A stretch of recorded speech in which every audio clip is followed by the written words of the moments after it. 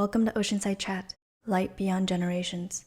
This podcast was created to inspire, motivate, and provide insight through industry professionals sharing personal stories, career aspirations, and practical advice. This episode was recorded in spring 2022, live in the classroom at the Rady School of Management at UC San Diego. Our guests are Piyush Bhargava, Valerie Bonebrake, and Tom Linton. Piyush is currently the Vice President of Operations and Global Head of SIOP at Carrier, and previously the Vice President of Customer and Financial Services at Dell Technologies. Valerie serves as Independent Director of Forward Air Corporation and has more than 25 years of industry experience in logistics services. Tom is currently Senior Advisor at McKinsey and Company, and previously the Chief Procurement and Supply Chain Officer at Flex. Time to get your feet wet in the business world and join us down by the water as we have an Oceanside chat. Special episode, Authentic Leadership.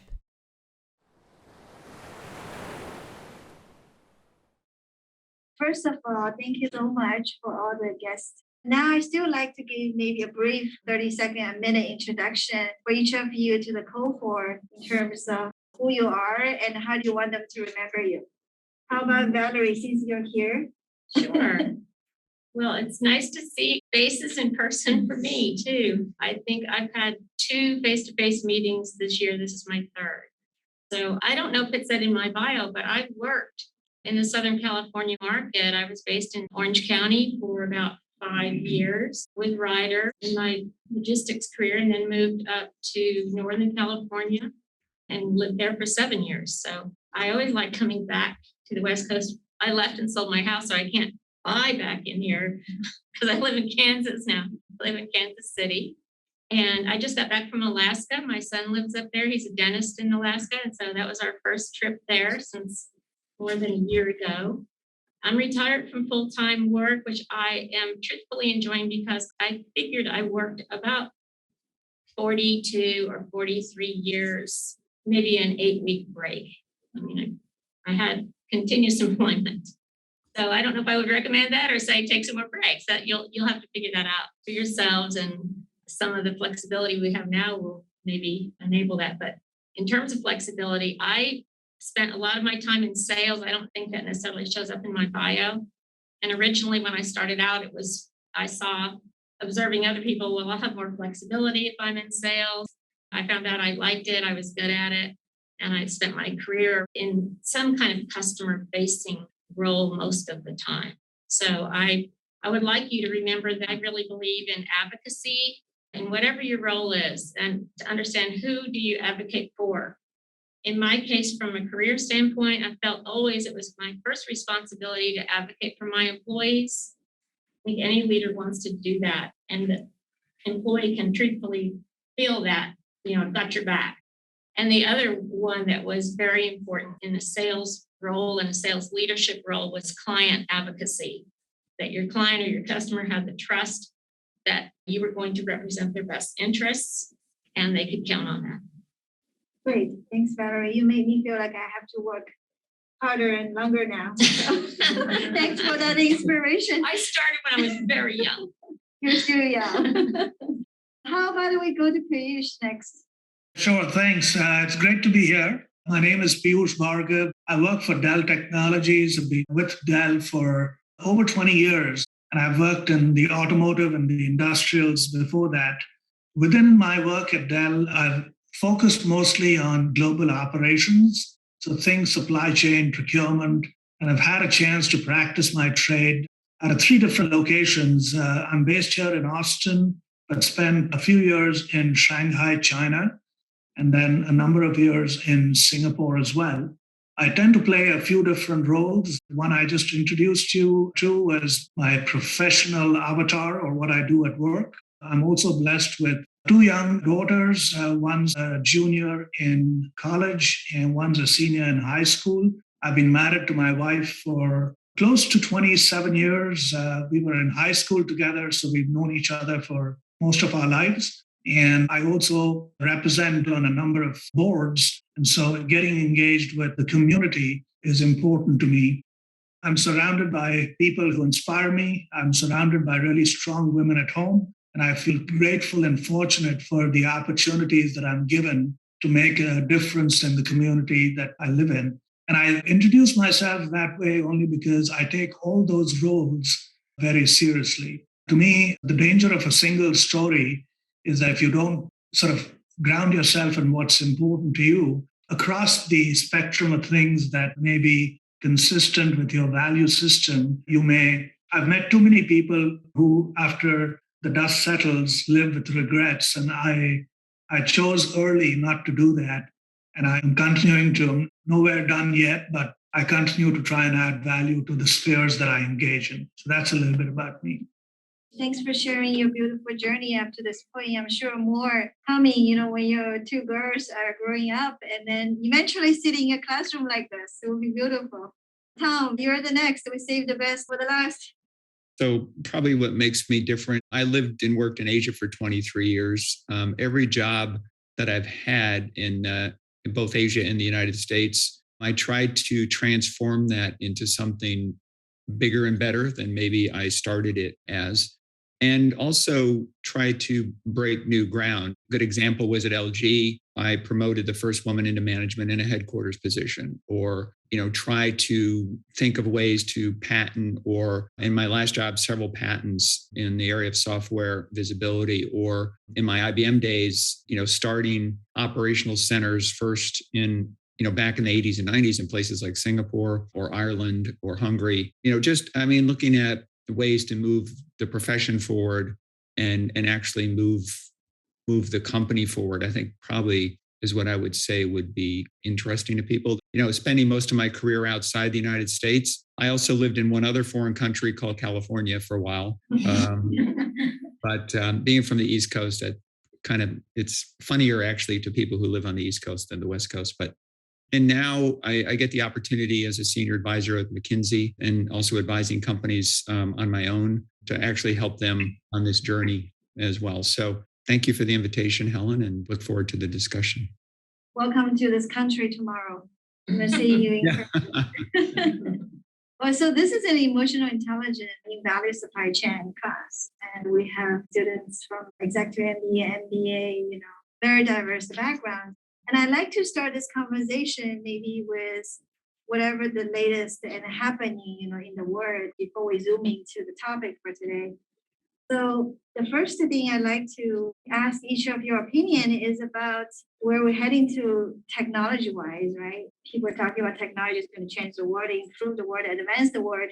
Every industry might become a technology industry eventually. But at the same time, what happened with the talent that we need for future? So what about the outlook and the relationship between, whether technology, the AI, the machine learning, and also the people talent that we needed in the future? We're in a university MBA program, right, at UC San Diego, so I thought those are very appropriate, something you would like to share with the class. Piyush, how about you start first this time? Reflecting a little bit on the last few years, and naturally the headline there was the pandemic. But I think the implication that we've seen is every workplace, every industry had this agenda for a digital transformation. The notion that work in the future would be augmented with intelligence and in some cases be done autonomously, allowing people to sort of move their skill set to a different workflow, a different workload. That was sort of premised on, what people were thinking in terms of digital transformation. What the pandemic has done for most companies, for most industries, is it's accelerated our transformation where what was conceived or what was believed to be the next 3 to 5 years all happened in a very accelerated 24 months. So when we think about the role of technology or intelligence, I think one notion that we subscribe to very heavily at Dell is work is an outcome. It's not a place that you go to, right? And if you approach things from that mindset where work is an outcome, you can pretty much do it from anywhere. And what you have to then think about is how you allow practitioners, people who are engaging in productive work, to allow them to hit their full potential. Because hybrid work, as it's done today, has its own set of challenges, right? If you think about the lines between work and home, they've got so blurred that it's both the good news and the bad news. I can step out of my office and within a few seconds I'm home. And that's maybe a good news. The bad news is I can equally step back into the office and I'm back at work. And so the buffers have gone away. And I'm just using that as a for instance. So I think we need to start thinking about how we, in that accelerated digital transformation, maintain the same tenets of productive work that needs to get done. And naturally, the technologies that enable us are accelerating in the same fashion. So let me pause there. There's other elements to what's happening, but I'll give the stage to others to weigh in first. Thanks, Piyush. Valerie, what do you think? Something it makes me think about is people entering the workforce now or still early in their careers have grown up with technology. And so the introduction of new technology is probably more exciting and less frightening to you than some of your peers or your superiors that you will work with, who might want to act like they know everything about it, but they really don't. So you have this natural comfort that is an advantage that you should have. And then I think, how do you understand and imagine how these new digital tools can enhance what you do to make it more meaningful in terms of outcomes and more meaningful to you in how you work? I don't think the pace is going to slow down at all. I think it's going to increase. The more you can embrace that and contribute to, if you give people the same digital tools, right? Let's say 5 people, well, 2 of them are going to really figure out all kinds of cool things they could be doing. And maybe one's going to really struggle just with the most basic things, and one's going to kind of go along. So where do you want to be and what do you want to do? And imagine what the future possibilities are and embrace them. Thanks, Valerie. I still have a dream. I think technology should make our life easier. And, we work less, but apparently we're not there yet. Maybe, maybe somewhere down the future. So, Tom, I know that you oftentimes see the future faster and sooner than us. So what do you think? Well, I think obviously, you can talk about how the world has changed. I've made a comment, many times over in the last year and a half that globalization is kind of behind us. We've kind of moved to a post-global world, and how companies are trying to rethink their supply chain. Just today, the Wall Street Journal talked about just Mexico, how it's slammed, as a result of the transformation that's happening around the world in supply chains. But I think what we need to keep in mind is that technology is starting to transform the way we work.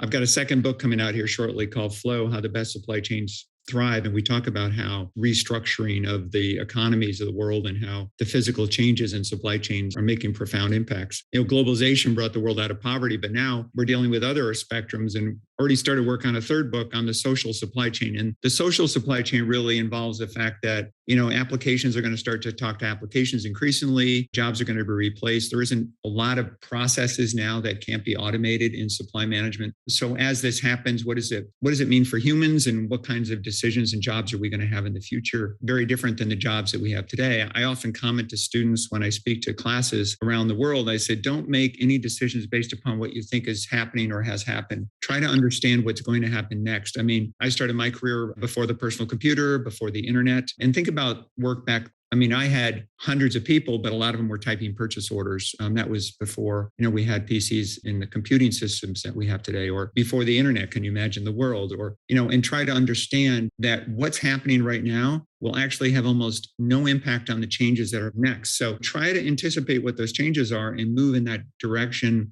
because how society works, how communities work, how you deal with supplier relationships or customer relationships are going to be transformed by technologies. And that's interesting, even when you start to think about what China is going to do versus what South America is going to do versus what North America is going to do. I try to think through that, because in your career, you're going to see other transformations. I saw transformations, but you're going to see even other transformations that are very different.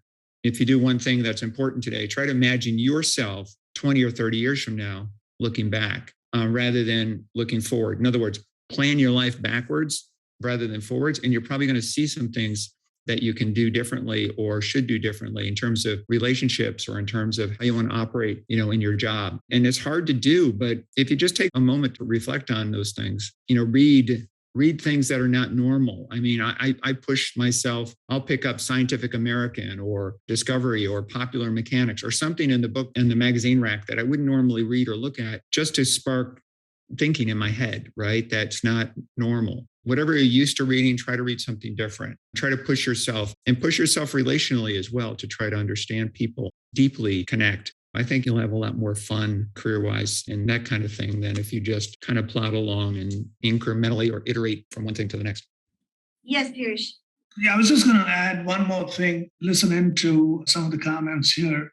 It strikes me that while things from a change perspective will continue to accelerate, right, and therefore staying on top of things that may be coming down the pike is important.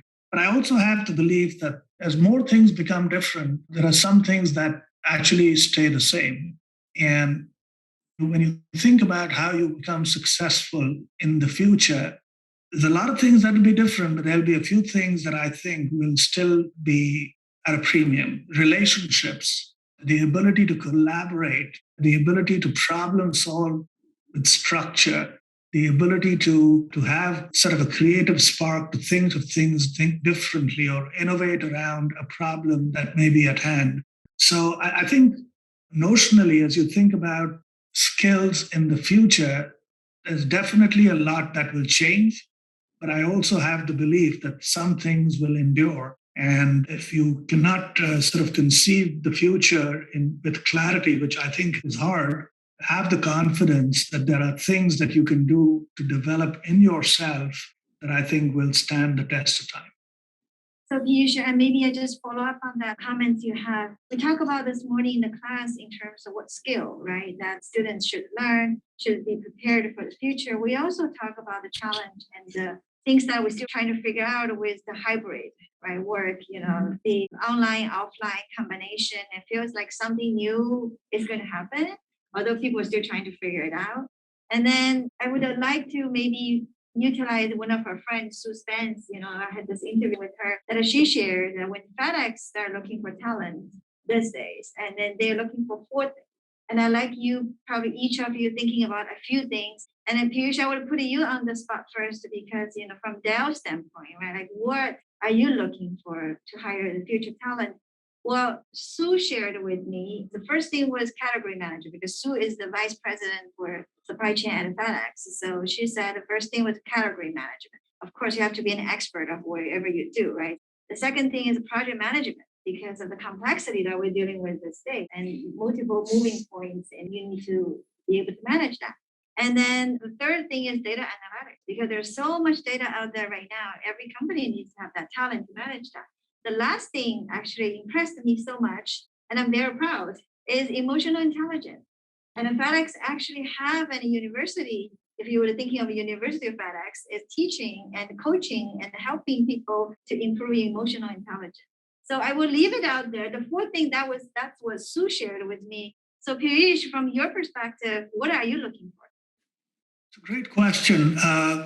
So from a skill set perspective, and again, I'll give you my personal view. It's grounded on what a lot of the technology companies look for. But at the end of the day, there is some basic ticket to play, table stake skill sets, right? And some of the references you made around the ability to be engaging with data, being a citizen data scientist, right? You don't have to be a data scientist. But if you not want to be living under a rock, your ability to engage with data and use that as a way to drive decisions is going to be critically important. Your ability to be good at your trade, and you can pick whatever trade you're in, but there are some basic skills that are considered par for the course. So, having some of that, I think, is foundational. And I stress that because I see sometimes conversations go to extra credit. And to me, you got to secure your grade first. But assume you do that, assuming you have functional skill sets and you're keeping up to the evolving needs of the trade, whether it's data, whether it's intelligence, etc. I think the thing that differentiates you on a go forward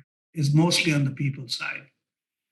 And what I mean by that is what I'm looking for in and managers or leaders are not the same thing in my mind, though there is an overlap. But what I'm looking for in leaders is one, the compassion element, right? The ability to have sort of the compassion to see the other side and the curiosity to continue to learn more, a growth mindset.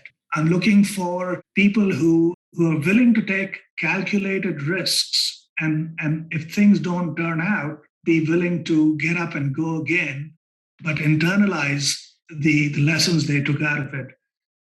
One that I put a particular premium on is accountability. Accountability on your own performance and those that are around you. And it's one of the hardest things to do, to keep people accountable to a high level of performance. And to do it right is, I think, it's an important element of what we do in the workplace.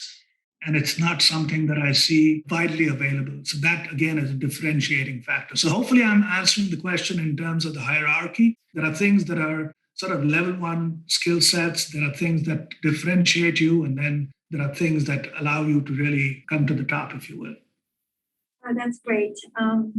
Valerie, do you have anything to add? I know that whoever the later, it was the hardest one because go ahead. Well, I would add in my current role as an independent director on a public company board, the last person that I was involved in hiring was the CEO of the company.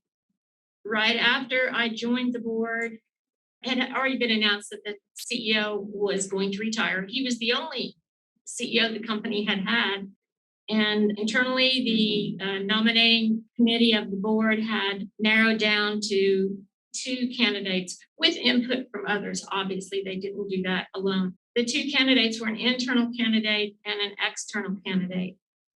Certainly, all the things that Piyush just talked about, those are as important, if not more important, in that senior leader because the CEO is not going to be an expert in all of these functional and technical elements that it takes to run a company. And they have to have so many groups of stakeholders now, not just employees and customers, but the SEC, the investors, and all of their peer community. So I was asked with one other board member to do the final interviews of these 2 candidates to give back to the committee. Certainly the internal candidate had all of the functional expertise. He was a 20-year veteran and had come from FedEx before that, so he came from a great school of learning. The external candidate also came from within the industry, but a different type of services. And it didn't take long in that interview to see that clearly there was an important role for the internal candidate, but it wasn't CEO. And it was really about what we saw in the ability to be the orchestra leader. You can have great musicians, but if they can't play together, it doesn't sound good. And so I think that's just a reinforcement of what you've heard. Oh, that's a great example. Thank you for sharing that. Tom? It's interesting. Just went through the same process as an independent board director and hiring a new CEO, and it really resonates. I would add, I was just thinking as everybody was starting to talk here, I think people that are curious, creative, committed, confident, those traits that I've experienced working with a lot of smart people in McKinsey seem to always climb to the top. I mean, you can take a certain baseline. People graduate from college, they're educated, they have some level of intelligence, they have some level of motivation, but it seems what separates people is their ability to communicate well. Collaborate, I think, was mentioned already, but communicate, collaborate, and then add that confidence and that creativity and that ability to actually get things done. I mean, the thing, and I echo Piyush's comment on this performance. I mean, people overlook it, but you're looking for people that actually have the ability to execute things and get things accomplished. And not everybody can get there. A lot of people have the ability to talk or communicate or be creative or be confident and all those things. But there are some people, maybe in sales, it was called a closer, right? Somebody who actually can finish it, like in sports, right? Win the game. It seems to separate greatness from just good. And the people who get promoted tend to be people they don't stop halfway. They do the hard work at the last mile. And I see that over and over again as the ability of people to be successful is really rooted in that kind of capability. You know, you can take 100 people and you can start to separate them out by those traits. That's great. Yes, we have a question. Tom, I have a follow-up, and this is now my fourth time, I think, hearing you, so that's been great. You spoke to our class in 2020, gave some interesting perspectives about what to expect these next 2 years, so that's been kind of neat to track your predictions. On your last point, so right now we're in the phase of high attrition, we're hiring, new talent. I feel like with this kind of next generation coming into the workforce, maybe they haven't had the similar types of life experiences. So for a lot of us in this room, we dealt with a recession that emboldened us to, perform, to kind of get across the finish line. As managers, how can we get the most out of this next generation? They're obviously great at advocating for themselves, but how do we make sure that, we can motivate them correctly so that they can be finishers without having those life experiences that a lot of us I know this is a class on EQ, but probably the best way as a manager or a leader to actually build a good team is hire quickly or hire based upon your gut and on your instinct and hire on attitude and the skill sets we just talked about. But fire people, move people out of your organization who don't fit that mold, because an entire team can be slowed down by the weakest link. And so you've got to look at your team, and sports is a great analogy. The Final Four is playing this weekend, right? So the teams that work well together, it's not necessarily the individual performers, but how that team works together. And there are sometimes you'll have people in a team that may be caustic or maybe hurting the team more than helping. And managers have to have insights into that. Or what McKinsey used to say a lot is, don't try to fix things, change things. Don't fix. Change. And so when you see a problem, don't hesitate to actually make a change, to move in a different direction quickly. It's like one of the great coaches, right? I know not many people in California are New England Patriots fans, but Bill Belichick always talks about situational football. Situational football is changing the game plan as the game unfolds, not being stuck on your plan, okay, well, I'm going to do this and I'm going to go this way. But, if you've got team members that you need to substitute to change the game plan, you need to do that. And so from a management standpoint, I always echo that concept of situational management, where you actually have to sometimes modify and adapt, be adaptive, I guess would be the word I'd use. I don't know how this would really fit in today, but whether it's in that situation of keeping and retaining employees or getting them to work together, whatever it might be. But what I've observed over the years is that giving and getting meaningful feedback, whether that's from a peer or a superior or a loved one, it's very difficult because people are uncomfortable. And so that person that maybe you do have to cut them loose because they're just not a right fit. Can you help that person out to help them understand from what you've observed, what might be a better fit, or what, it's just hard to give and get feedback. And I really encourage you, if you want meaningful feedback, what I found over time worked, and especially in my case, I was working in the transportation business, mostly with men. You have to, in my peer group, I would ask in advance, give someone permission to give you good feedback. Can you listen to my presentation? Can you read my paper? Whatever it is. And can you tell me 2 things that you really liked about it and 2 things that I could do better? And that changed a lot of things for me. And I tried to do the same in coaching employees. And it was always the most draining days when you spend that time, but the most rewarding as well.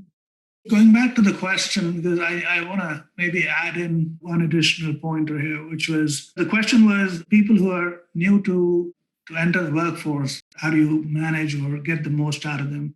I believe purpose and performance, right? Right now, performance is almost riding shotgun to purpose. If you think about people's, there's a lot being written about the resignation that we're seeing. But all that said, I think the epiphany that the pandemic has forced on a lot of us has struck particularly for people who are coming into the workforce in the last few years, where I see a lot more purpose-driven purchasing as an example. People are choosing brands based on what the company is doing for people and planet. I see a lot more people wanting to join the workforce so that their personal value system has some level of resonance of what the company does. So as I talk to students at universities, as I sponsor some of the university relations, I get a lot of questions right now on this whole notion of purpose. My point is a simple one, which is as we think about the employee value proposition, to be able to get the full engagement and to be able to really manage to their full potential, I think you're going to have to, in addition to setting clear expectations on performance and providing the feedback, the support, etc., appeal to their sense of purpose. Because I think down the road, that will continue to be equally important. Oh, that's fantastic. I also wanted to address pivots to today's topic, which is about authentic leadership. The students is going to write their intellectual journal after this class, and I'd like to give the same topic to our fantastic guest speakers. What you are going to say about it? Again, when it comes to things like the no right or wrong answer, it's really based on your experience. So the scenario is this, right? Think of your life as a house with the bedroom for your personal life, a study room for your professional life, a family room for your family, a living room to share with your friends. Can you knock down the walls between the rooms and be that same person in each of them? Tom, I will go with you first. Yeah, I would say the one word that jumps out at me would be integrity.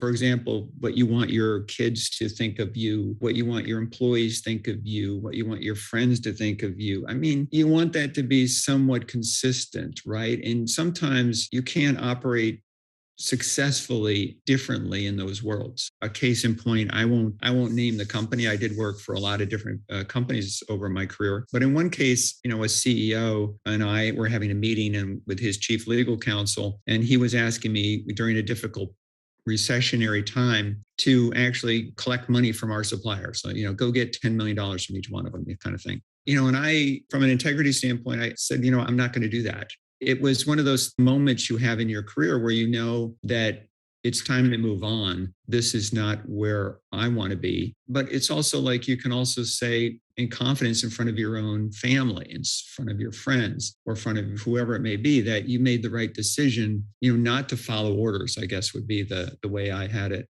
Fortunately, in this case, the lawyer was on my side, because when we walked out of the CEO's office, he said that meeting never happened. But in other words, I was right. The boss was wrong. But I think that word integrity would be the one that I would use to describe how you knock down those walls and actually can operate pretty consistently without fear or favor.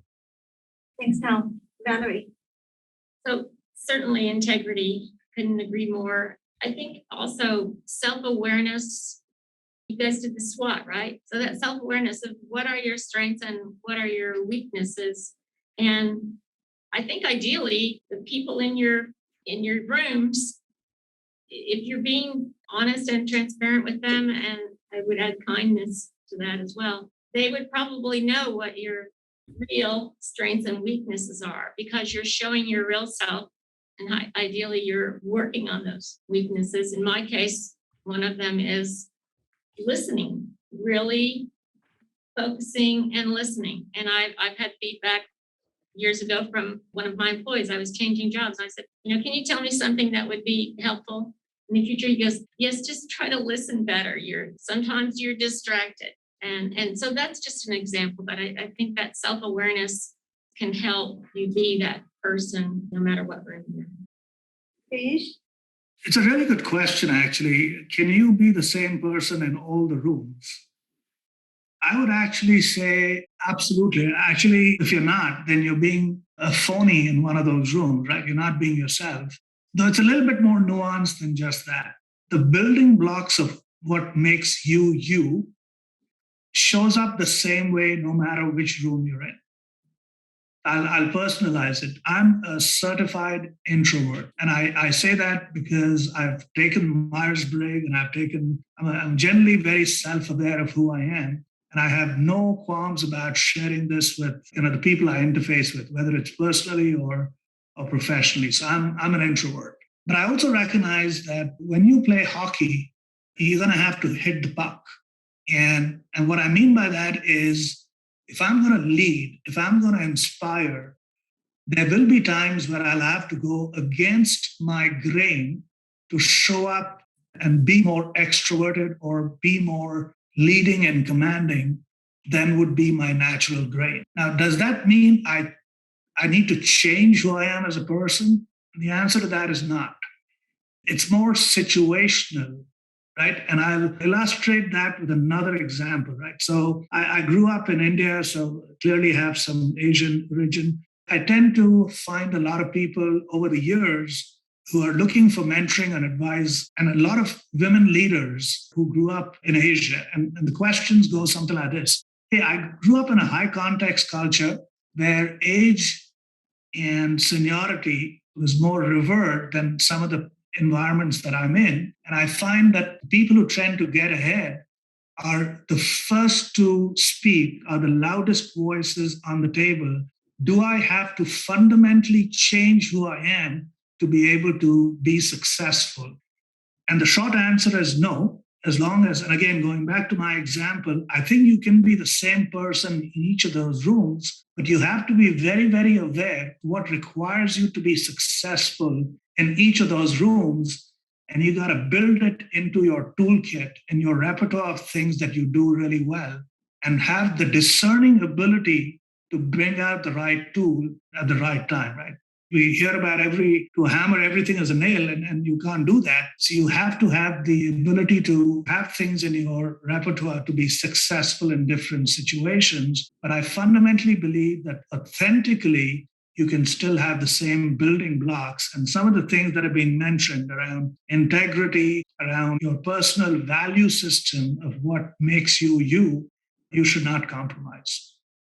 Yeah, I love all the answers. This is certainly a question I feel like everybody would love to reflect, especially have gone through some maybe difficult experience. I mean, for me, like there was one personal experience, I won't name the company, but I worked for a very aggressive manager. Her style is just very aggressive. And I remember I was one of the superstar in my team. So performance-wise, it's always good. But I got a constant feedback every time when we do performance review. The feedback was, Helen, you need to be more aggressive. So to begin with, right, I took that into my heart. I'm like, my manager give me feedback. I really need to reflect and thinking about, this might be something I need to do. But later on, then I start having a question is why is that aggressiveness become a performance target? It's like, how much should I demonstrate to you that, first of all, do I want it to be a super aggressive person? Secondly, is how do I demonstrate to you that I'm actually aggressive enough so that you could give me a good performance rating? So those are the things I love asking this question, not only to the cohort that they're going to reflect who you are and what are you going to do in different situations. I also appreciate all the stories and experience that our guest speaker has said. Again, this might be an ongoing thing. It's a situation of where you have to figure out what do you want to do in this kind of situation. So authentic leadership is our main topic today. I would like to start with some easy questions. And then we gradually starting there. The first question is, what is your leadership style? How do you describe that? And why did you choose that style? Valerie, I started with you. Well, you can read all kinds of leadership books, and some people might say, this is what I am. I'm a servant leader. I'm this leader, that leader. And some very good tips to try to embed in your style if it fits you. I don't have any off-the-shelf answer to what is my leadership style. I'm a collaborator. I think that would be number one. I try to paint a vision for where we are going to go and engage people to contribute to how we're going to get there. I like to give people context so they can be empowered to contribute fully. If you're just told the task to do, that's A, boring. B, you don't know where it fits.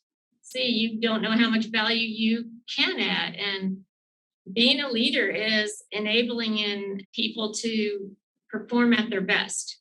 So I think just the role of advocacy and collaboration and empowerment to be that best employees is what I believe in. Great. Tom?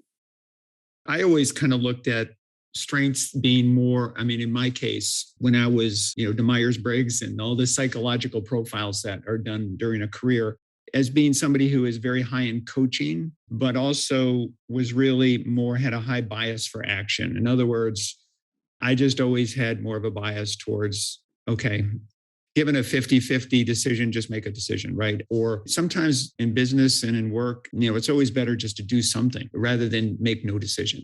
So I think having a bias for action would be something I was always fond of that trait. Probably on the weaker side, sometimes, it's funny, how you see yourself isn't necessarily how others see you. One of those things was, I thought I was very good at counseling people and helping them out, but people wanted more of that, to Valerie's point. They wanted more than I was giving them in terms of my time, in terms of listening, in terms of sitting down and actually hearing them. That was, something I needed to work on, still need to work on. But maybe because I have a bias for action, don't bother telling me what you think, just do this. So I think that those plus and minuses. Yes, Piyush. Agree with a lot of the comments that are being made, because I see that in a lot of great leaders. So it's good to hear all that. Your question on what kind of a leader am I really think leadership is about followership. I mean, if I think I'm a leader and I'm charging ahead and I look back, then there's no one behind me, frankly, what's the point, right? So I really think leadership is as much about followership, and therefore knowing your talent, knowing the people that you lead, both their individual journeys, personally and professionally, is critical to my leadership. My primary job as a leader is to help get people closer to their destination, personally and professionally. And sometimes that order matters. Second, I believe for me as a leader, I need to have a vision of the future, which again aligns with leaving the place better than I found it, right? So I have to be able to inspire action towards a better outcome, a better future. And consistent with that, I tend to storytell a lot, because I believe to get to people's heads and heart, you have to be able to storytell so that people really internalize that journey. You can lead, and sometimes the situation requires more of a command style, and it's situational, but the fact that you cannot be sitting and overlooking everyone's work to the level of detail at scale requires you to get people to be inspired to the journey and inspired to the destination. And I believe, therefore, storytelling your way to people's heart is really important. So 3 things, like I said: followership, making sure you know your talent, having the ability to draw a picture of the future, which finds you at a better place than you are now, and then getting people along that journey is how I lead. Thanks for sharing. We have a question. I have a question, and this might be getting maybe a little bit too much into the weeds, but you've all talked about the importance of getting and receiving feedback and the coaching styles and whatnot. I guess my question was, what, in your experience, have been the most productive methods of giving that sort of feedback?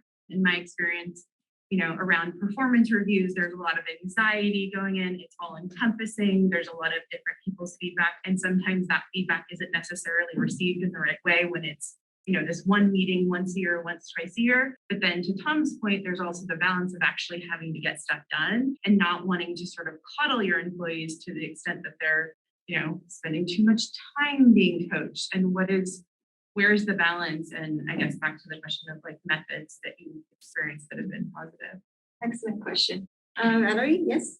But I think there's formal and informal coaching and feedback. And so I agree with you that annual review is stressful for employee, and it's stressful usually for the reviewer too. I know a lot of companies now are reviewing on a project basis. And one thing in the last role I had when I was working full time was for a consulting firm. And the teams really were virtual teams depending upon what the project was, what skill sets did we need for a particular project. And those are always time-based and financially driven to perform a committed dollar amount or plead your case of why the dollar amount needs to be adjusted. But at the end of those projects, it was a responsibility of the project, the leader of the team, to review each person. And we did have a format for that.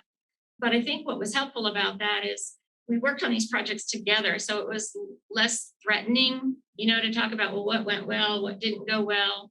And then there was a rating system, but it was very much of a give and take. And if you were, let's say you're an engineer, and so you were always doing the analytics and design work on a project, and you maybe worked with 5 different partners, that also gave a chance to see, well, which partners are doing the best job of coaching to their superior. So I think more regular feedback, and like Piyush and Tom said, a leader also only has so much time. So how do you use that to the best effect? It kind of goes back to if you have someone that's not going to fit and you can't get them there, you don't have time to. I think the GE model is pretty harsh, cut 10% every year, but you do need to really focus on paying the players and make it a two-way street. Piyush, you want to be the next? Yeah, sure. Agree with the comment. Specific, measurable, timely, relevant. All the things that we talk about, goal setting applies to feedback as well. But I think coaching in particular is about asking the right questions. Coaching is less about telling people, here's what I observed, here's what you should do differently, because by that you're projecting a manifest of performance that is true for you. I think a better way to approach coaching is to ask specific questions that allow the individual to come to the conclusions that you want to come to in that conversation. It takes longer. It takes much longer, but I think it sticks a lot better when people are able to internalize the coaching you're giving so that, future plays, they make those self-adjustments. I also believe you got to keep coaching and feedback contextual. Don't make it personal. I tend to couch some of my hardest feedback in my interaction in this meeting with you. I observed, and you fill in the blank, right? And what I try to do there is not to attack anyone personally. It's just based on my interaction with this individual in this setting. And then when I provide what may be a difficult coaching or feedback, I find a lot more reception than people tend to shut down when they think it's something that's sort of coming at them personally. So those would be the 2 things that I would talk about. Great. Tom, do you have anything to add? As a result of some advice, I had to be a better listener. I actually went out and got certified as a business coach and a mentor because I figured, well, I might as well learn professionally how to do this. And, coaching is very directive, very specific. Do this, don't do that. Think about how a coach would tell players what to do. And mentoring is a little different. So I always encourage people, when you talk about it, do you want to talk about coaching or do you want to talk about mentoring? They're 2 different things. Mentoring is much more empathetic in a way because you're entering into helping that person and guiding that person based upon who they are. Coaching tends to be more changing somebody to do something that you want them to do or to do something very specific. So I think I kind of learned that there are 2 flavors. And I think, especially as managers, sometimes you're mentoring, but the mentoring sessions have to be very separate from the coaching because coaching is much more directive. So it's techniques like that, I think, are also important to know and to understand, especially when you're being coached or you're being mentored, to understand, or help the person who's doing it understand, are you going to coach? Is this coaching or is this mentoring? Because I think they're very different things. Great. I like to add a few things. One is, I feel like although you're coaching someone, although you're a manager of someone, but it doesn't really give you, how do you let the other party more open to that? I almost feel like that needs to have a verbal exchange and agreement. Is maybe we could ask the other party whether that person is your peer, is someone work for you, is more about what type of feedback, how would I give you feedback that would work for you? Because some people like to have feedback right away. Some people like to have feedback privately. Some people, so I feel like that's an agreement exchange. It's like, okay, you are ready. You asked me to do this. I have the permission to do this. So that kind of established that trust to begin with. Versus like sometimes maybe I feel like I'm a manager, I'm entitled or I'm obligated to give feedback. And maybe that person don't really think so. Or maybe I didn't do it right in a way that, because the ultimate goal here is to have the other party receive the feedback and make improvements, right? So the result is really important, but we really have to focus on the how. The how is having that trust first, getting that permission first. I think that's the first step. So they're more open to that. Second thing is also, I feel like if we can have some tools that we can point out to. The reason I'm saying that we are all different, introvert versus extrovert, aggressive versus maybe not. So I don't think the personal style should be a thing. That's why I'm using the example of my manager giving me is not aggressive enough. I don't know aggressive is ever being a job description, a requirement. So I feel like we have to be mindful in terms of they are different from us. Now, most of the time is you give that feedback based on what do you think if you are in that situation. That's unfortunately not the case because it's not you in that situation, it's actually the other person in that situation. So you have to give that freedom and that autonomy for that person to find a way that works for them, not necessarily work for you. I think that's the key. And then when people feel like you realize they're different from you, and then when they feel like you actually recognize their potential, and then that will give a lot more motivation for them to discover the tool they have, the potential they have, and make it that way. Helen, if I could jump in and add one more context that I think would be helpful. When I was an executive in Korea at LG, I remember after I was there for a few years, the CEO approached me and said, look, we're hiring Americans and they're coming over here to do different jobs, but a lot of them are failing. And I used to have a session with newcomers from the United States. And I said, you have to understand something. You're in Korea and, culture is like the wind. You can stand there and say, well, I'm going to do this and I'm going to do that. But if you don't step in stride with the culture of the country that you're in, and I would go so far even now to say, when you're in California, you need to be more California-like. If you're in Texas, you got to be a little more Texas-like. I think there's a cultural reason for a certain way that people think and how they behave, how they grew up, how their parents taught them, the schools they went to, the friends they had, the jobs they had. So, by telling people culture's like the wind, you can stand there and think you're stopping the wind, but it really is just going around you. You can feel it, but it doesn't mean you're stopping it. It's going to happen no matter what. And culture and how, people coach or mentor and how they're coached or mentored, I think really is an important element of this whole thing. This is a great question. The question is, as a leader, as a manager, when you're looking at your people, right, does the people has to fit the culture, whether it's a micro culture or whether it's company culture in order to be successful? I'll take a shot at this first. Short answer, yes. I think it's important to take the example that Tom was mentioning. There are codes of culture that are built into how performance is viewed within companies. It's the tenets on which the company's DNA gets built. In Dell, we call it the Dell Culture Code, for the lack of a better term.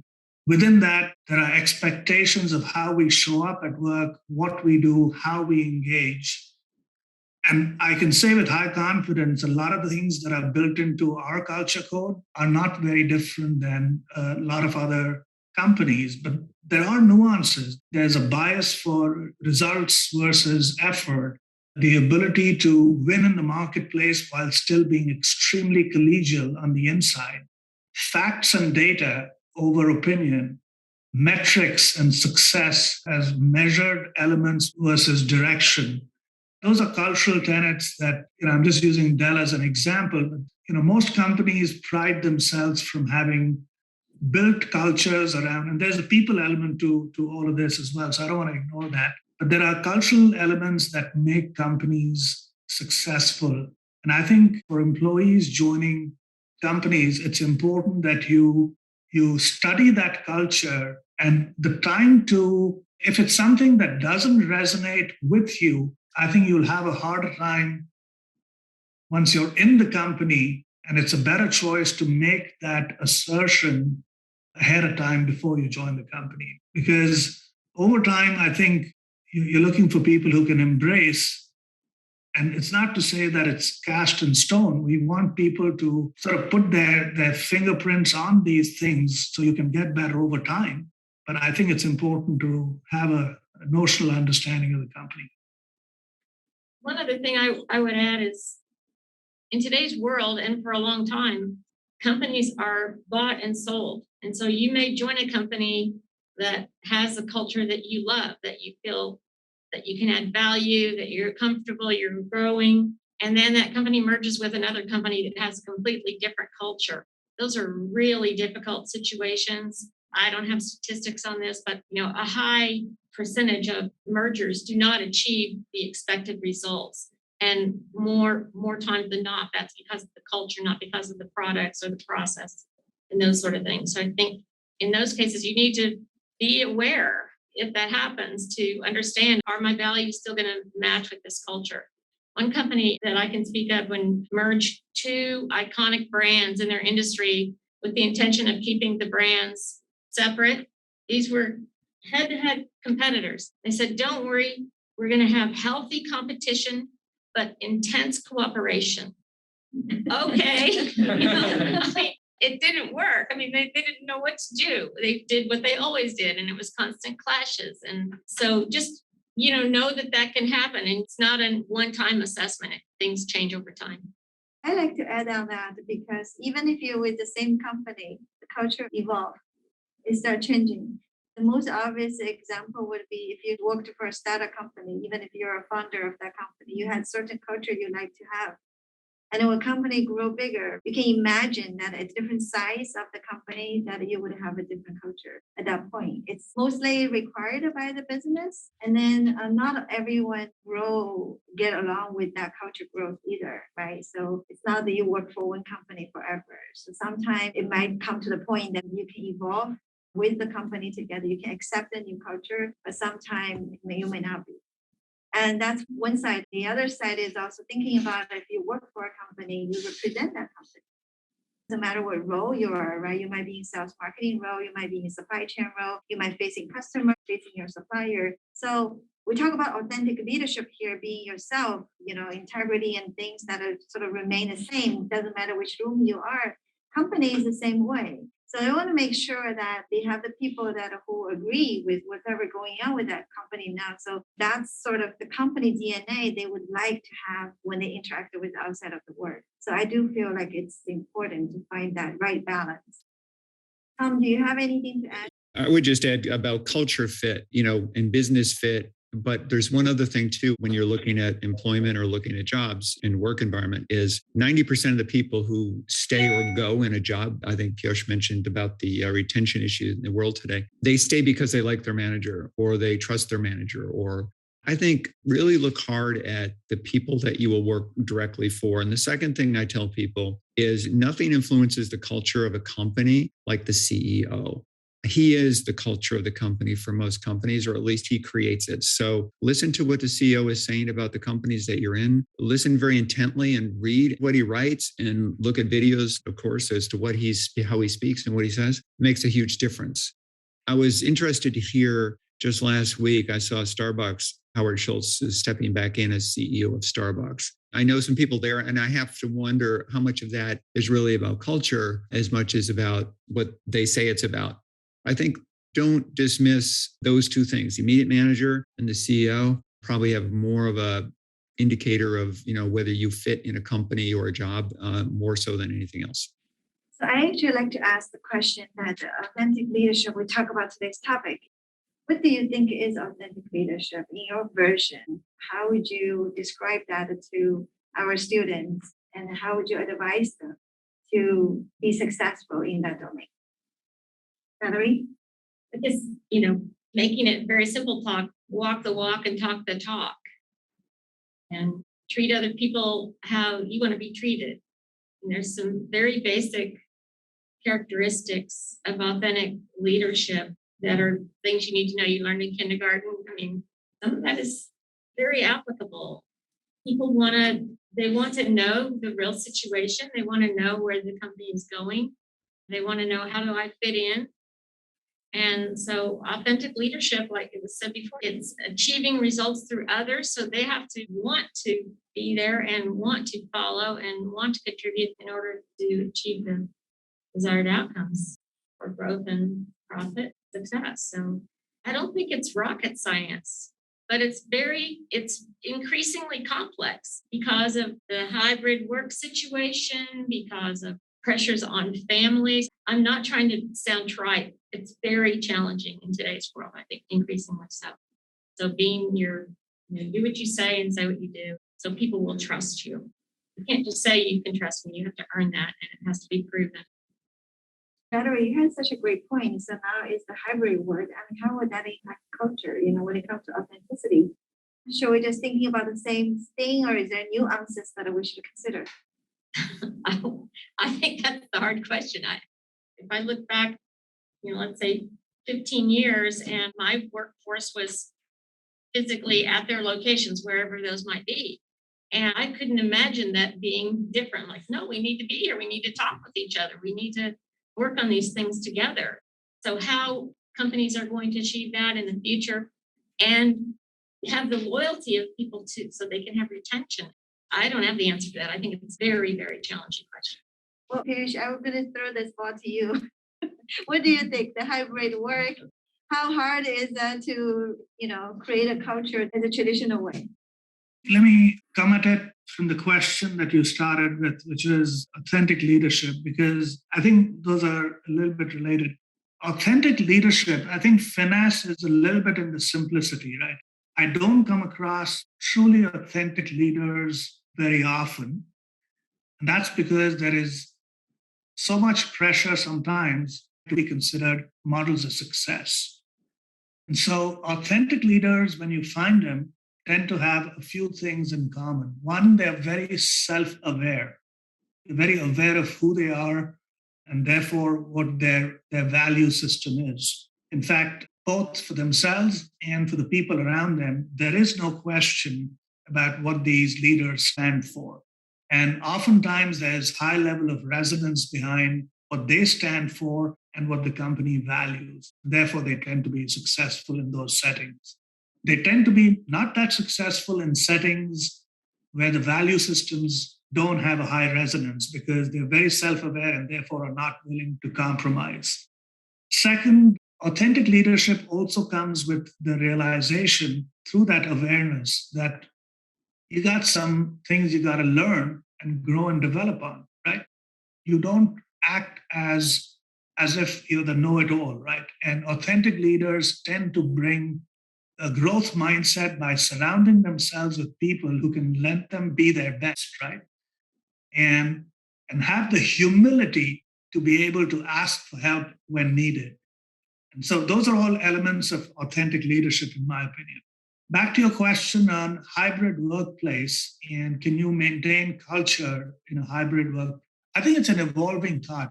I would like to say yes, but I don't think it's as simple because parts of what makes a culture, especially high performance cultures, enduring is the rituals that you create around that culture.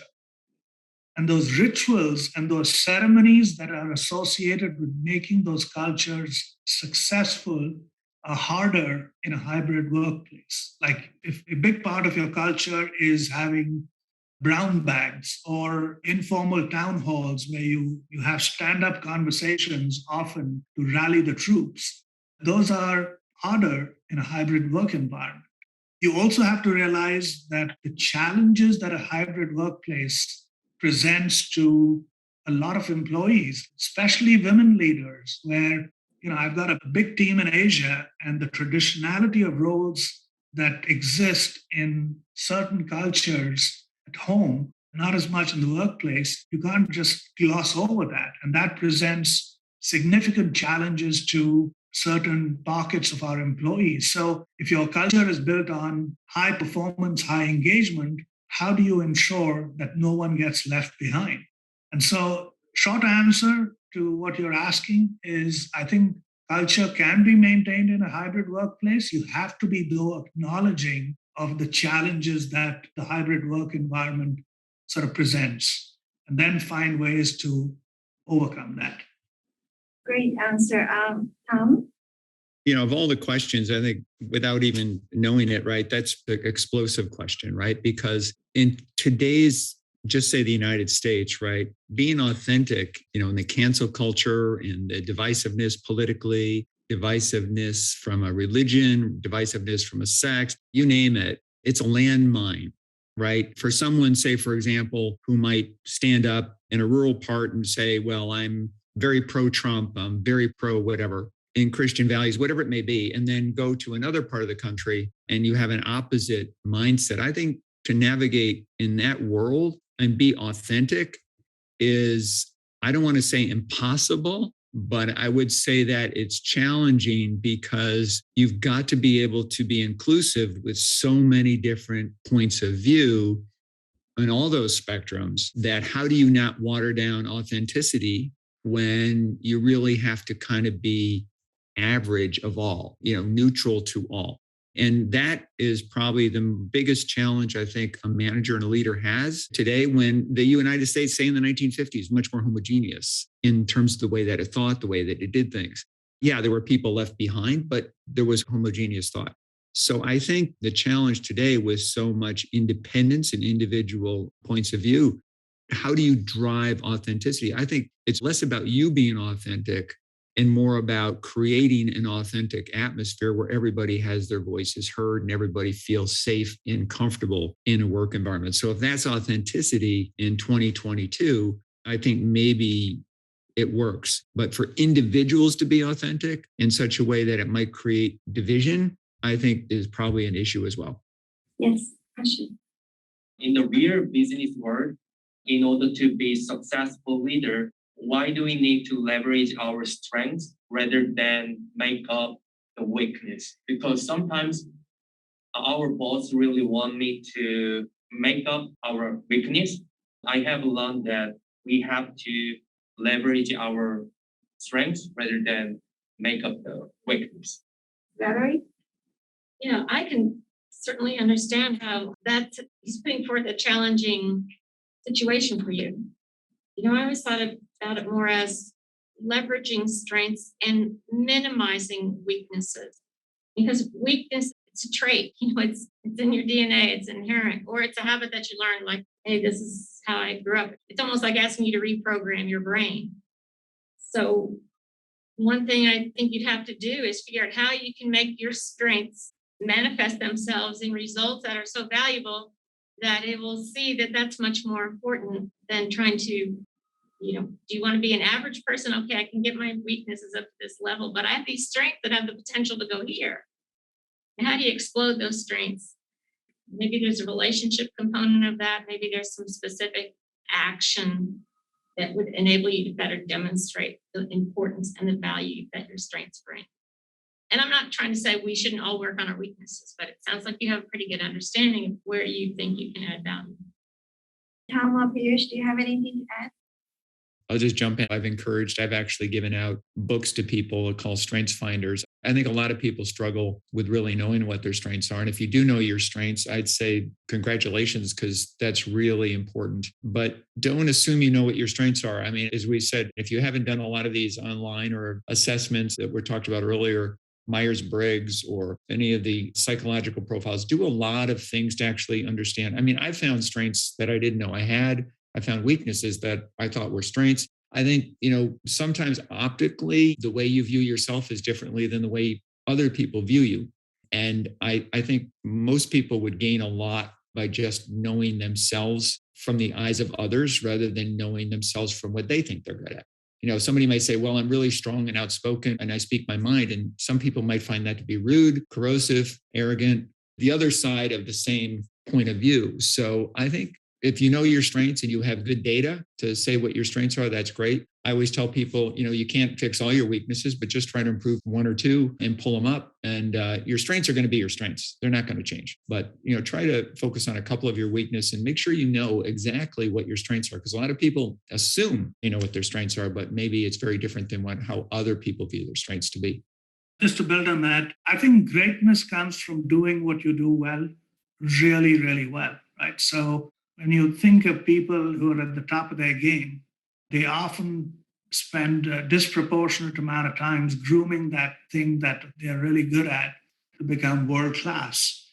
It's not often that you come across people who take things that they're inherently, naturally not good at, or you call it a weakness, and then taking that to a world class level. So I try to catch people doing the right thing and then reinforcing how they can take it to the next level.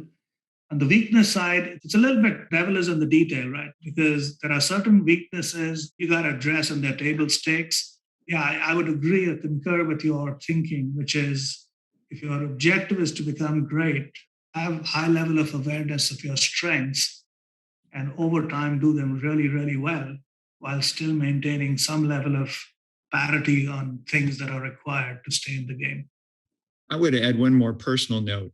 When I was actually learning to become a manager and developing the skills and stuff, I found that finding my weaknesses early was important. I was fortunate enough to find my weaknesses early because what I did as a leader, I was strategic and I was all this kind of stuff and I was driving that way. But I really sucked at driving things. Once I started something, actually, I got bored with it, So I hired people that were really good at picking it up where I left it. So my organization, I always focused on people who were great number twos or number threes who were really good at just finishing things off because I wasn't good that way. I was always moving on and I was driving forward. So as you go into management or you go into different leadership positions, by knowing your weaknesses, you can also supplement them by surrounding you with people who have those gifts or have those skills, which really makes you better because, you're probably never going to get better in that one area, but you can recognize it. You can say, that's my weakness, and I'm going to offset it with somebody who brings that into the team or into my organization to actually help it improve. Yeah, what Tom just described is a perfect win-win situation, right? It's something that you're not very good at, but someone else is actually super good at that. So not only you recognize someone else's strength, but also utilize someone else's strengths to help the situation, make a much better winning situation for everybody. That was actually brilliant, right? The other thing is also, to Piyush and to Valerie's point, that not only we have to understand the strength, sometimes you think that's your strength, that may not necessarily be really, other people perceived. I think the weakness wear the same burden. So we have to differentiate, like, what are the real weaknesses, kind of DNA type of thing we cannot change.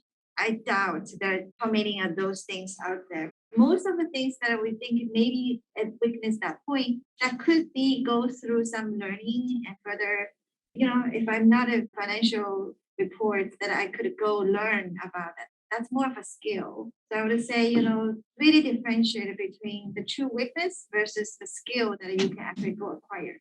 Situation may not be that bad. And to your particular situation, a rational composition is what is he looking for? Is that really changing your weakness? Have you focused on weakness? Or he need a better outcome for whatever the task or the project that you're working on, right? Then remember this morning we talked about problem solving, that you could find the different options. There's always more than one option out there. And maybe talk about that option with your manager in terms of pros and cons of each option. Maybe the option you picked is not the option that he thought was the best option. That conversation might change the situation a lot more, instead of just focusing on weakness, right? So what exactly the problem is here also is another thing to look at. All right, so I am going to move. I think, Valerie, Piyush, and Tom, you have worked on this operation role, supply chain role for many, many years. And I'm just going to challenge you a little bit is, was there any lesson you learned throughout your career that you think would be a good story for our students to be aware in terms of leadership or authentic leadership? How would you grow up and become a great leader like you're today? I'm sure there's something that you have learned from past. Can I add to that question a little bit? Yeah. The best piece of advice that you've maybe ever gotten from somebody as you were growing in your career? Yeah, that could be part of the question. Perfect. All right. Who wants to go first? Yeah, Valerie? I'll answer that question first because I think they're a little bit separate for me. Because as I was thinking, Helen sent us some information in advance, and I was thinking, well, over time, what was the best advice I got? And there were several that really stood out to me. One was a boss that I had early in my career. I was a manager at the time, and we were flying back from a meeting, and he had a boss who was known to be, drunk by lunchtime, frankly. And he would say, if you want to know anything, you have to call him in the morning. And so we were flying back, and I think he'd had a difficult situation with his boss. And he said, Valerie, don't ever let anyone else manage your career. You have to manage it yourself.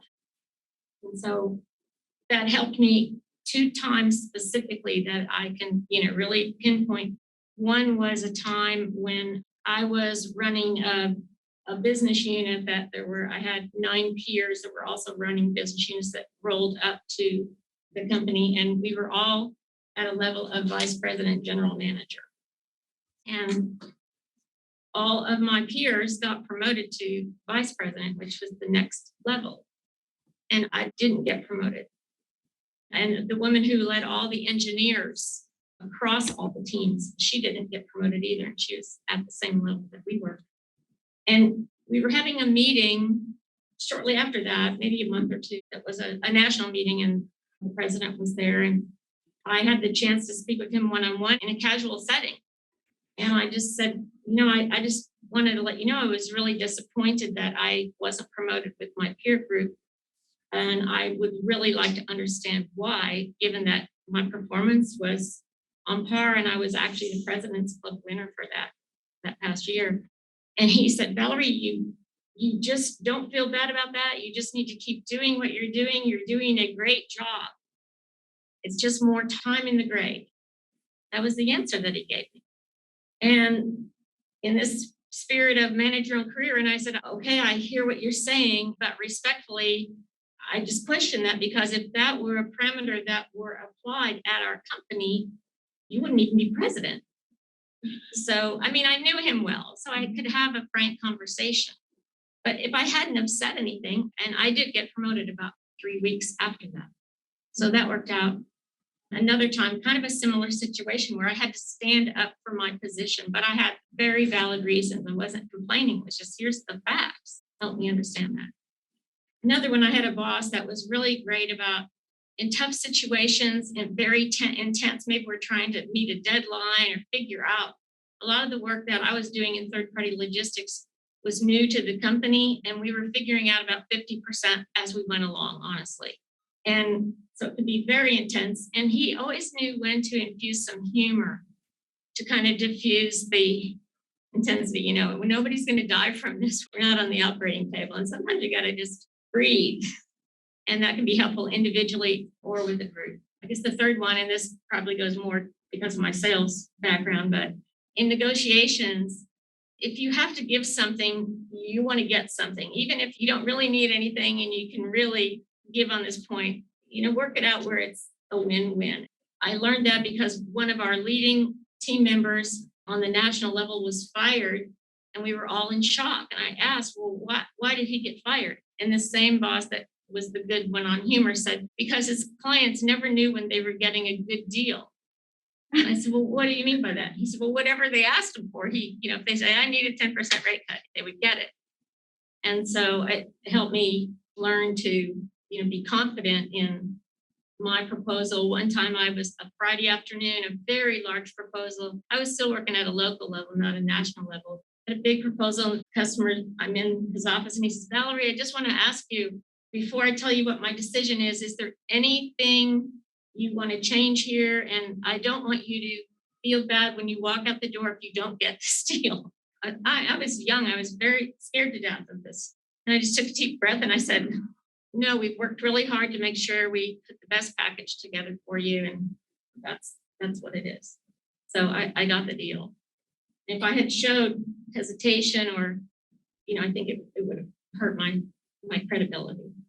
Well, that's kind of, just situational advice, I guess. Now I forgot the other question because I talked too long. No, I think that's good. That's good. Okay. Yeah, that's good. We move on here. I think that we talked about this morning about, authentic leadership. It's very easy to say, right, to describe and think around it, but it's really that when you put under stress and it's being tested, that's the real time to show, So the example you just gave, a few of them, that's fantastic. So maybe I turn to Tom as the next one. I think the question was really here about, is there any lesson learned? And also how, hopefully that was something to really along the line about authentic leadership. And you struggle with something conflict internally, and then how do you actually move down from there and learn a lesson?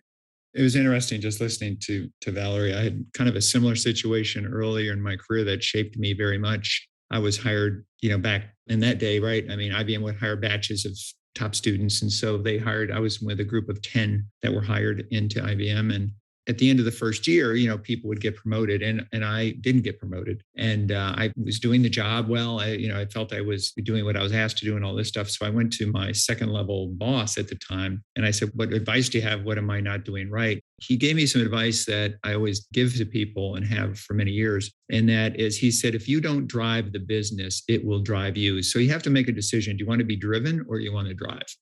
And it really, really hit me that I was really just waiting for somebody to tell me what to do rather than just taking on big tasks on my own. And he said, when you see a fire, you see something going wrong, don't run away from it, run to it. If you want to be successful in operations, you put out fires every day. So you've got to, when you see something, a difficult project, something very challenging, volunteer for that. And I started doing that. And, all the people that were promoted before me within 2 years were working for me. And it just struck me that, leadership sometimes is telling somebody very clearly and very strongly that, look, you got to make a decision about how you want to be, because what you want to be is going to be what you are. So I think that was really important. And then to the bigger question on outcomes, I think I always focused on the financial. I learned to focus, at least in corporations, focus on the financials, focus on the money side of it, whether it be the balance sheet or the income statement or revenue. If you're in sales, might be more revenue. If you're in supply side, you might be more on cost or income statement. Or even if you're materials management or supply chain, those are a little more balance sheet related things. So always understand the financial outcomes, always baseline where you're at. So when you start a job, say, these are the numbers when I started, and this is what I've done to improve them. I think that kind of approach is really helpful because a lot of times it's moving, right?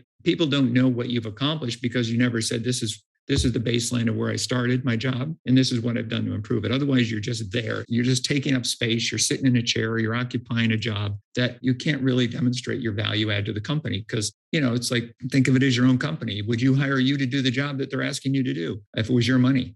So those are things that, Helen, that I kind of always keep in the back of my head. Yeah, I appreciate it. I think especially at this room of students at this point of your career, I think those are very, very practical advice. Piyush. A couple of things stick in my mind. One is when presented with choice, go work on problems, right? Because your ability to make a difference is sometimes hidden in that as an opportunity, right? A lot of times when it's a really tough situation, people tend to hesitate. And I find that, that was the advice I got. Go work on things that are real problems for the company. And that's where you can make the biggest difference. The second thing that I got sticks in my mind is, if you're walking down the hallway and you see a piece of scrap paper lying, be the person that picks up that piece of paper and throws it in the trash versus walking around it, even though it's not your job. And, it was metaphorical when I first heard this piece of advice, and it came from our now chairman, but it really resonated with me because, I find so many people who will look at that piece of paper, look at it as saying, hey, that's not my job, and they leave it be. And frankly, if you can be the person that picks up that piece of paper and puts it in a trash can, and you can, of course, extrapolate what I'm saying here, that really makes a big difference. Back to your second question on, hey, what was one of my big lessons learned? So I was a newly minted executive at Dell when I got a chance to do an expat assignments in China. So I went to the Dell facility in China with the mandate to build out a supply chain function in the city of Shanghai.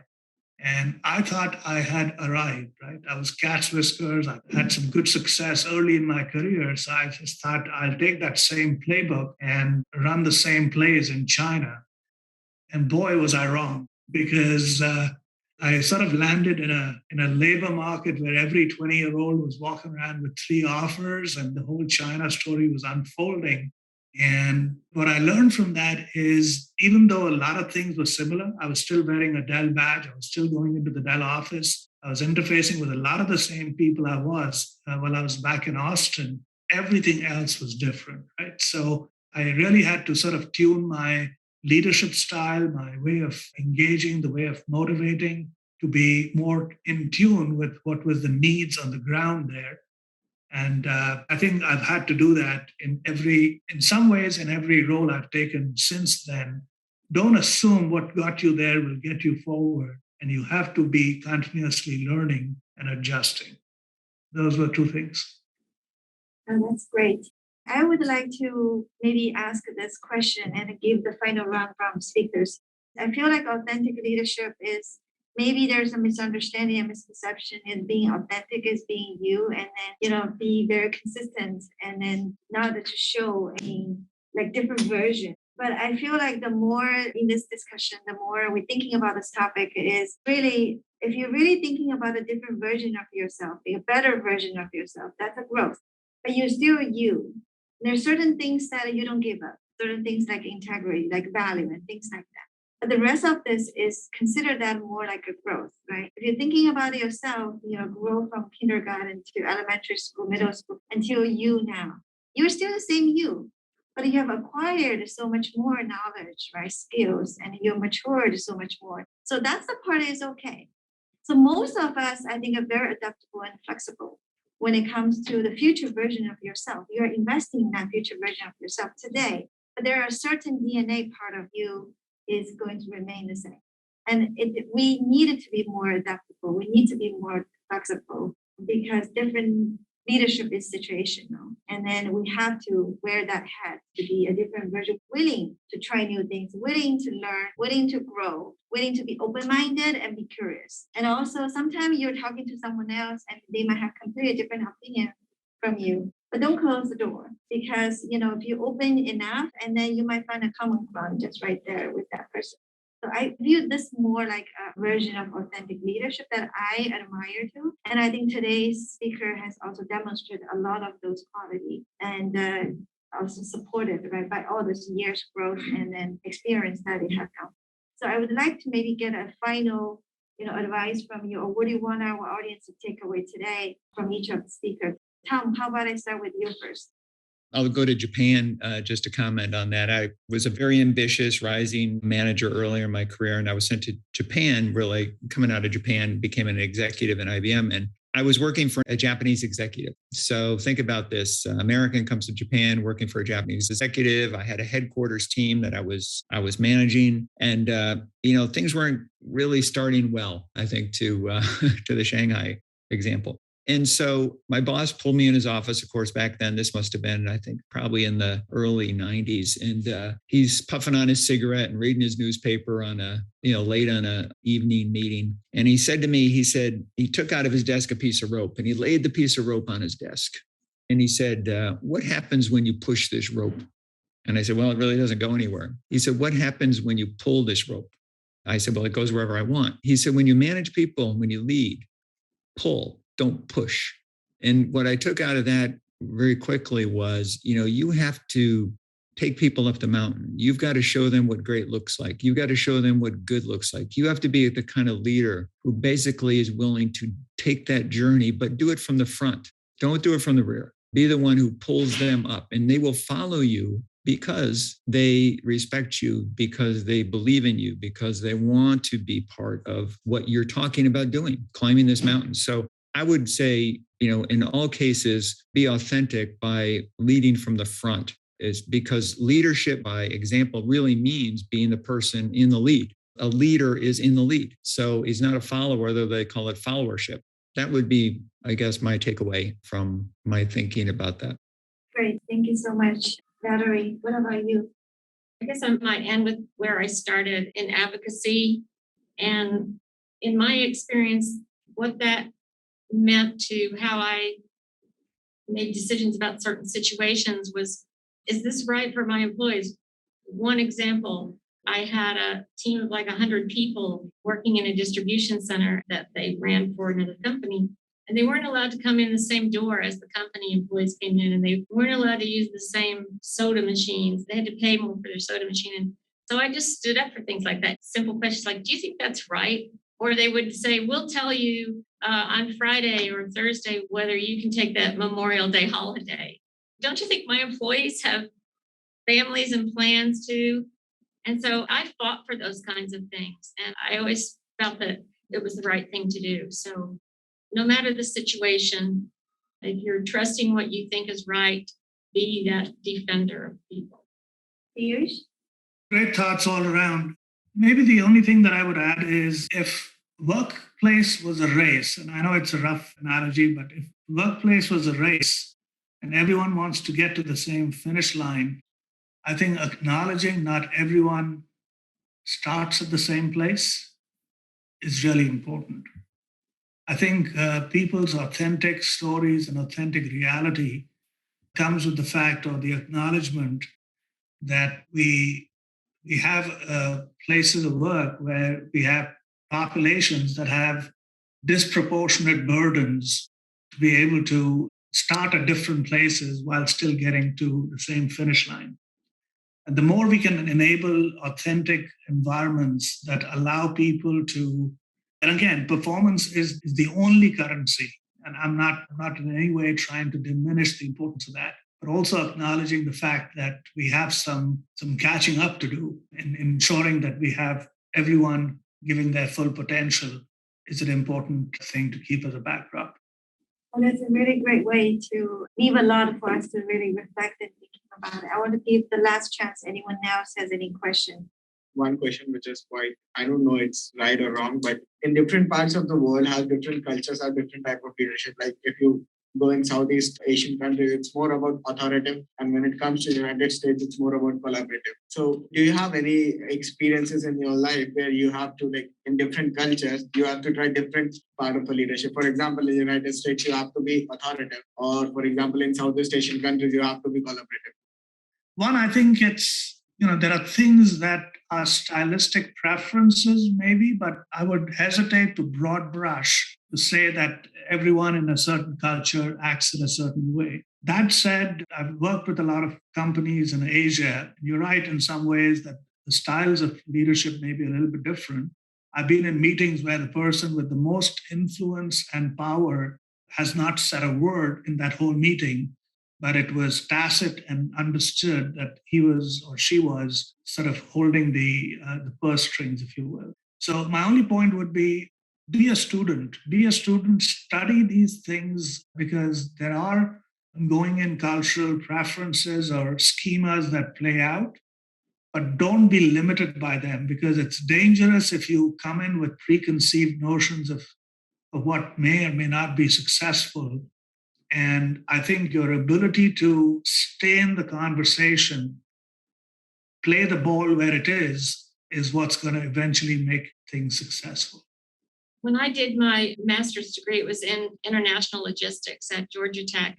And I was also before and during and after that time doing a lot of international work. I didn't live internationally, but on behalf of my company, I had to go a lot of different places.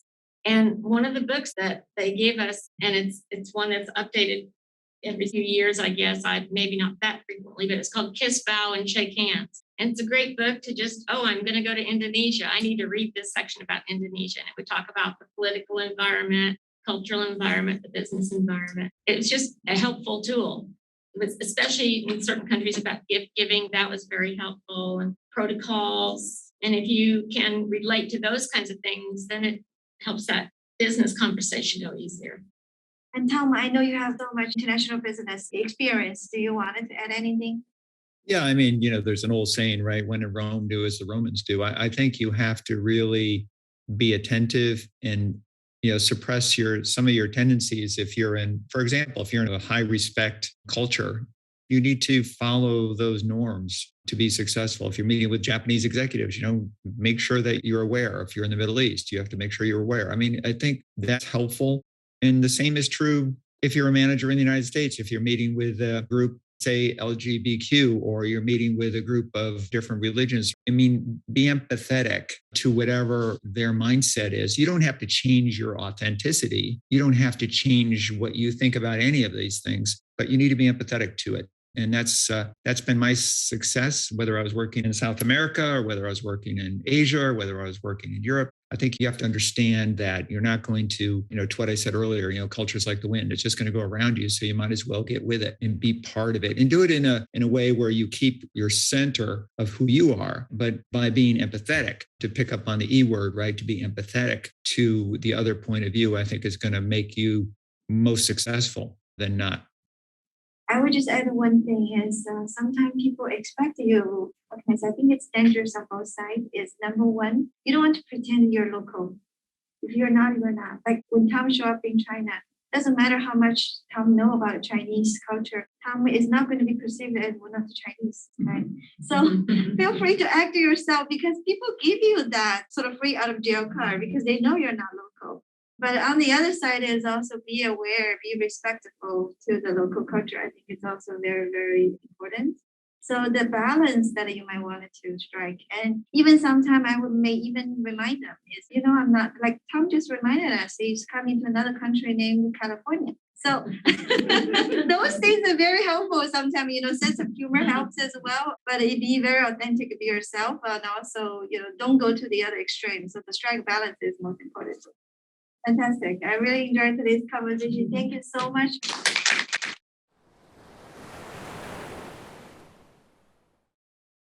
Thanks for listening to Oceanside Chat. We hope you enjoyed this conversation. If you liked it, please share this podcast and stay tuned for our next episode. We'll see you later.